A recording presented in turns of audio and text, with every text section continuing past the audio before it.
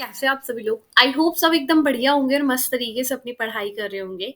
आज हम करेंगे अपना BCS 184 का यूनिट 8 का पार्ट 2। ठीक है। पार्ट 1 मैंने आपको करा दिया है। प्लीज अगर आपने नहीं देखा है तो प्लीज प्लीज प्लीज देख लेना, वरना कुछ समझ नहीं आने वाला है आप लोगों को। ठीक है। पार्ट 1 देखने के बाद ही आपको पार्ट 2 स्टार्ट करना है, क्योंकि उससे पहले ये टॉपिक मैंने पहले ही करा दिया है। ठीक है जी। तो पार्ट 1 के अंदर हमने advance function of e commerce तक पढ़ लिया था। आज हम पढ़ेंगे ई कॉमर्स सॉफ्टवेयर। छोटी और मिड साइज कंपनीज के लिए कौन कौन से ई कॉमर्स सॉफ्टवेयर होते हैं। मिड साइज और लार्ज बिजनेसेस के लिए ई कॉमर्स सॉफ्टवेयर देखेंगे। फिर हम लार्ज बिजनेस के लिए देखेंगे कौन कौन से इनिशिएटिव्स लेने चाहिए हमको, क्या करने में, प्लान करने में भी किसी ई कॉमर्स को। ठीक है।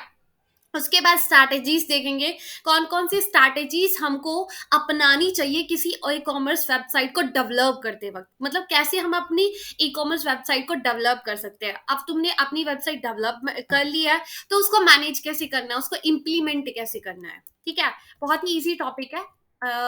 बहुत जल्दी समझ में आ जाएगा। ठीक है। तो करते हैं भाई। E commerce software for small and mid size companies. तो ई कॉमर्स सॉफ्टवेयर बताओ किसके लिए, छोटी और मिड साइज कंपनीज के लिए। तो पहला है वेबसाइट डेवलपमेंट टूल। क्या है? Website development tool. इसके अंदर है, जैसे कुछ टूल्स की हम बात करें, जैसे वेबसाइट डेवलपमेंट टूल्स के अंदर हम कुछ टूल्स की बात करते हैं, लाइक माइक्रोमीडिया ड्रीम वीवर। इसके अंदर आपको ये जो टूल है ये यूज किया जाता है क्या, वेबसाइट को क्रिएट करने के लिए। यूजली किसके लिए यूज किया जाता है? वेबसाइट को क्रिएट करने के लिए। ये हेल्प करता है जो ऑनलाइन स्टोर के पार्ट्स होते हैं उनको बिल्ड करने में। क्या करता है? हेल्प करता है जितने भी हमारे पार्ट्स होते हैं ऑनलाइन स्टोर के उनको बनाने में। और भी हमको काफी बेसिक फीचर देता है जिससे हमारी जो वेब पेजेस है वो बनते हैं और हमारी साइट को पूरा मैनेज करता है। ठीक है। तो ये हम इस टूल का यूज कर सकते हैं किसके लिए, अपनी स्मॉल और मिड साइज कंपनीज के लिए। आगे है इंटरशॉप इन्फिनिटी। इंटरशॉप इन्फिनिटी ये एक ऐसा सॉफ्टवेयर है जहां पे हमको फुल पैकेज मिलता है अपने ऑनलाइन स्टोर को चलाने के लिए। इसमें हमको बहुत से फीचर्स मिलते हैं, जैसे search, catalogue function, shopping cart, process, payment का जो प्रोसेस होता है, वो सभी चीजें, सभी फीचर्स हमको किसके अंदर मिलते हैं, इस सॉफ्टवेयर के अंदर। ये काफी अच्छा है एक मिड और लार्ज बिजनेसेस के लिए, और ये कनेक्ट करता है आपके सिस्टम से। ठीक है। IBM web space commerce professional edition. ये IBMS जो सॉफ्टवेयर है ये मिड और बड़ी बड़ी बिजनेसेस के लिए आता है, बिजनेस के लिए काम आता है। किसके लिए? अगर वो अपने ऑनलाइन सेल कराना चाहते हैं तो ये जो सॉफ्टवेयर है ये हेल्प करता है उनकी सेलिंग कराने में। ठीक है। ये जो सॉफ्टवेयर है ये किसके साथ आता है? बहुत से टेम्पलेट्स के साथ आता है। ये कुछ ऐसे टूल्स लेके आता है जिससे जो आपकी मतलब प्रोडक्ट है वो अच्छा दिखेगा और आपका ऑनलाइन स्टोर इफेक्टिवली काम करेगा। आगे है माइक्रोसॉफ्ट कॉमर्स सर्वर 2002। जो ये सॉफ्टवेयर है ये हमारा हेल्प करता है सेलिंग करने के लिए प्रोडक्ट को। अगर किसी भी वेबसाइट, मतलब कोई भी है बिजनेस जिसको अपना क्या करना है, कोई कंपनी है जो अपने प्रोडक्ट को सेल कराना चाहती है तो वो इस सॉफ्टवेयर की हेल्प ले सकती है। ठीक है। ऑनलाइन सर्विसेज प्रोवाइड करनी है उसमें भी ये हेल्प करेगा। ये बहुत से टूल्स ऑफर करते हैं, जैसे यूजर को मैनेज करना है, ट्रांजेक्शन के प्रोसेस करना है, मार्केटिंग करनी है, तो सभी के लिए कौन काम आता है ये सॉफ्टवेयर। ठीक है। आगे हम देखते हैं e commerce software for large businesses. बड़ी बड़ी कंपनीज के लिए कुछ ई कॉमर्स सॉफ्टवेयर की बात करते हैं। तो पहला है enterprise class e commerce software. ये बहुत बड़ा मतलब जो बहुत बड़ा तो नहीं बोलूंगी, हाँ ये बड़ी बड़ी कंपनीज की हेल्प करता है। अगर उनको कोई सॉफ्टवेयर में प्रॉब्लम आता है तो हमारा ये इंटरप्राइज ई कॉमर्स सॉफ्टवेयर उनका सॉल्यूशन निकालता है।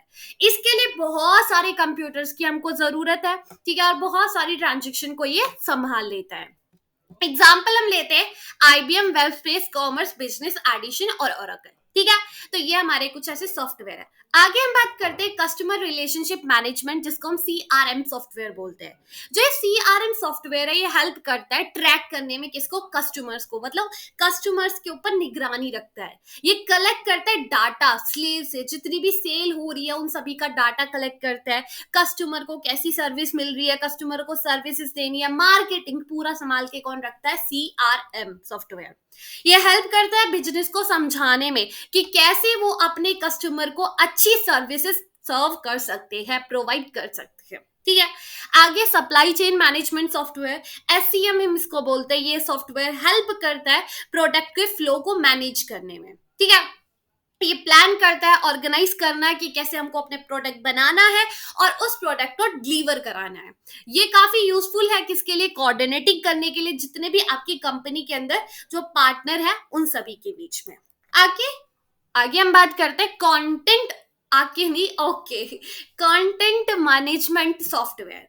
तो ये कंटेंट जो मैनेजमेंट सॉफ्टवेयर है, ये काफी हेल्प करता है ऑर्गेनाइज करने में और बहुत सारी इंफॉर्मेशन को मैनेज करने में। ये यूजफुल है किसके लिए, बिजनेस के लिए, कि उनको अपना टेक्स्ट हैंडल करना है, पिक्चर्स और भी कुछ ऐसे कंटेंट, उन सभी को कौन हैंडल करता है, हमारा ये सॉफ्टवेयर। काफी इजियर बनाता है किसके लिए, बिजनेस के लिए, कि कैसे उनको अपनी इंफॉर्मेशन फाइंड करनी है, कैसे वो इस इंफॉर्मेशन को यूज कर सकते हैं अपने बिजनेस के लिए। ठीक है। आगे नॉलेज मैनेजमेंट सॉफ्टवेयर, जिसको हम के एम भी बोलते हैं। जो के एम सॉफ्टवेयर है, ये कंपनीज की हेल्प करता है शेयर करने में और इंफॉर्मेशन को सेव करने में। ये एम्प्लॉयज की हेल्प करता है कि वो एक साथ मिलके काम करें और एक दूसरे से सीखे।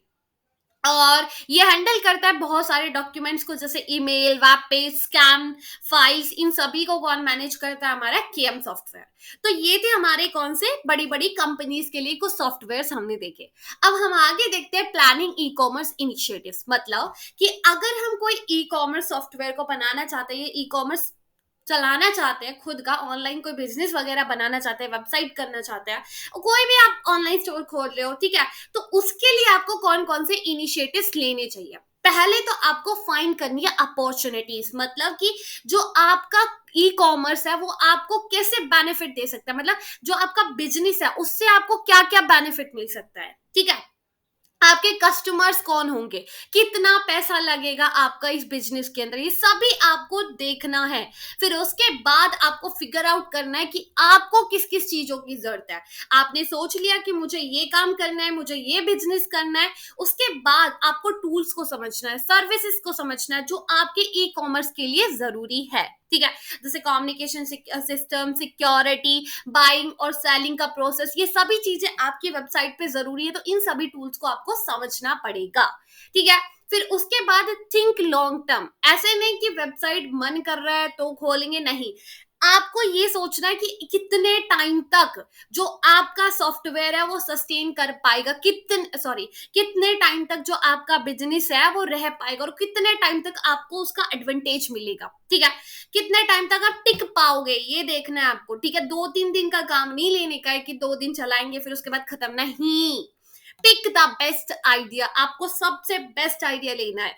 आपके पास बहुत सारे आइडियाज होंगे ई कॉमर्स के अंदर, लेकिन आपको सबसे बेस्ट आइडिया उठाना है। ठीक है, और उसी से ही आगे बढ़ना है। ठीक है, और कॉस्ट बेनिफिट आपको एनालाइज करना है कि कितना पैसा आपका लगेगा और कितना आपको बेनिफिट मिलेगा। कभी आपने बहुत सारा पैसा लगा दिया और देखा तो ये आपका बिजनेस ही डूब गया। ठीक है, तो ऐसे नहीं करने का है। तो ये हमारी कुछ प्लानिंग होती है, ये हमारे कुछ इनिशिएटिव्स होते हैं जब हम किसी भी ई कॉमर्स को प्लान करने से पहले इन इनिशिएटिव्स को देखते हैं। ठीक है, आगे हम बात करते हैं strategies for development e commerce website, कि कौन कौन सी स्ट्रैटेजीज होती है जब हम ई कॉमर्स को डेवलप करते हैं। ठीक है, अगर हमको कोई भी वेबसाइट बनानी है उसको डेवलप करने के लिए कौन कौन सी स्ट्रैटेजीज हमको अपनानी चाहिए। पहले तो हमको प्रोडक्ट और कस्टमर देखना है कि अपने को क्या बेचना है। ठीक है, अगर मैं कोई बिजनेस स्टार्ट कर रही हूँ तो भाई मेरा को बेचना क्या है, लोगों तक क्या पहुंचाना है। ठीक है, क्या मैं बेचना चाहती हूँ लोगों को, कौन सी सर्विस देना चाहती हूँ, पहले तो ये समझने का है। फिर अपनी ऑडियंस ढूंढना है। अगर आपको यही नहीं पता कि आपकी ऑडियंस क्या है तो फिर क्या ही खाकर अपना बिजनेस चलाओगे, है ना। फिर आपको अपना ऑडियंस देखना है जो कि बहुत इंपॉर्टेंट है। फिर आपको अपने कस्टमर्स को समझना है। अगर आपको पता चल गया आपके कस्टमर कौन है, फिर उनकी नीड्स जानना है, उनकी प्रेफरेंस जानना है कि वो चाहते क्या है, उनको क्या पसंद है, क्या पसंद आएगा उनको। ठीक है, और आपको इस टाइम अपने कॉम्पिटिटर को भी देखना पड़ेगा कि आपका कॉम्पिटिटर क्या कर रहा है, कैसे जो आपके कस्टमर है वो अट्रैक्ट हो रहे हैं आपके कॉम्पिटिटर की तरफ, क्यों जा रहे हैं वो। ठीक है, क्यों आपका कॉम्पिटिटर बढ़ रहा है, ये सारी चीजें भी आपको देखनी पड़ेगी। फिर उसके बाद आपको ई कॉमर्स प्लेटफॉर्म, अच्छा ई कॉमर्स प्लेटफॉर्म चुनना पड़ेगा। ठीक है, आपको सॉफ्टवेयर लेने पड़ेंगे जो कि मतलब कुछ सॉफ्टवेयर लेना पड़ेगा, पिक द सॉफ्टवेयर, वो सॉफ्टवेयर लेने हैं जो कि आपके ऑनलाइन स्टोर को बिल्ड करने में हेल्प करे। ठीक है, ये आपकी नीम है किसकी, बिजनेस की। तो अच्छे से चूज करें, अच्छे से सॉफ्टवेयर को यूज करें। ये नहीं कि भाई अपनी वेबसाइट बनाने की सोचिए और पहले दिन ही आपका वेबसाइट ठप पड़ गया है, ऐसा नहीं होना चाहिए। ठीक है, फिर choose the right hosting platform, फिर अच्छा होस्ट करने के लिए प्लेटफॉर्म चुनना है। ठीक है, अच्छा सर्वर होना चाहिए, अच्छा ढूंढना है, और अपनी जो वेबसाइट है उसको अच्छे से इफेक्टिवली असेसिबली बनाओ। ठीक है, ये सभी आपको देखना पड़ेगा। फिर उसके बाद आपको चूज करना है अपना एक अच्छा पार्टनर। ठीक है, अच्छी कंपनी जो कि आपके ई कॉमर्स को आगे लेके जाए, डेवलप करे, और ऐसा पार्टनर चूज करना है जो आपकी नीड्स को फिट हो। ऐसा नहीं वो कुछ और चाहता है और आप कुछ और चाहते हो, नहीं। फिर हो गया, आपकी वेबसाइट बन गई, आपको पार्टनर भी मिल गया, आपको प्लेटफॉर्म भी मिल गया, आपने सॉफ्टवेयर भी डाल दिया, भाई बन चुकी है। अब आपकी वेबसाइट बनने के बाद अच्छे से टेस्ट करना, उसको थ्योरली टेस्ट करना है, मतलब अच्छे से एक एक चीजें, एक एक सॉफ्टवेयर, एक एक ऑप्शन उसके अंदर देखना है, कोई बग तो नहीं है, कोई दिक्कत तो नहीं है, सब कुछ टेस्ट करना है। ठीक है, अगर आपको अच्छी शॉपिंग एक्सपीरियंस चाहिए अपने कस्टमर से, तो आपको टेस्ट करना पड़ेगा। अब आपकी जो वेबसाइट है वो रेडी हो चुकी है। अब आपको लोगों तक प्रचार करना पड़ेगा। वो कहते हैं ना कि व्यापार करने के लिए प्रचार तो करना ही पड़ेगा, बिना प्रचार के कोई व्यापार नहीं चलता है। तो वही है कि आपने अपनी वेबसाइट बना ली है, अब आपको प्रचार करना है। ठीक है, अलग अलग मेथड यूज करो, एडवर्टाइजमेंट करो लोगों तक। अब भाई तुमने वेबसाइट बनाई है, तो हमने अपना बिजनेस खोला है, तो लोगों तक पहुंचना तो चाहिए, लोगों को पता तो चलना चाहिए अपने बारे में, आपके बारे में, कि जो आप दे रहे हो वो उनकी नीड्स पूरी कर सकता है। ठीक है, तो अपने नए नए कस्टमर्स को पकड़ना है भाई, अपने कॉम्पिटिटर को भी देखते जाना है। ठीक है, सॉरी, मार्केट को क्या बनाना है, कॉम्पिटिटिव मार्केट बनाना है। तो ये थे हमारे कुछ स्ट्रेटेजीज। अब हमारी जो ई कॉमर्स सॉफ्टवेयर बन गई है, अब उसको मैनेज कैसे करना है, अब बन तो गई है, उसको इम्प्लीमेंट कैसे करना है। प्लान योर स्ट्रैटेजी, अपनी स्ट्रैटेजीज को प्लान करना है।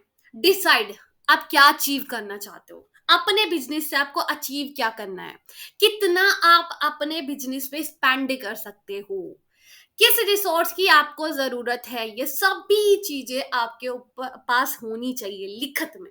ठीक है, फिर उसके बाद चूज करें राइट टेक्नोलॉजी, एक अच्छी अच्छी टेक्नोलॉजीज यूज करें, ई कॉमर्स टूल्स ऐसे यूज करें जो कि आप बिजनेस पे फिट करे। ठीक है, और आपके जो कस्टमर की नीड्स है उनको भी अडॉप्ट किया जाए, मतलब उनके अकॉर्डिंग होना चाहिए। ऐसा नहीं कि आपकी वेबसाइट बहुत अच्छी है लेकिन लोगों को चलानी ही नहीं आ रही है, ऐसा नहीं होना चाहिए। गेट कस्टमर, फिर लोगों तक पहुंचाना है, लोगों को पकड़ना है। ठीक है, उनको ईमेल करना है, ऐड देना है, सोशल मीडिया पर अपनी ऐड छापनी है, नए नए कस्टमर्स लेके आने हैं।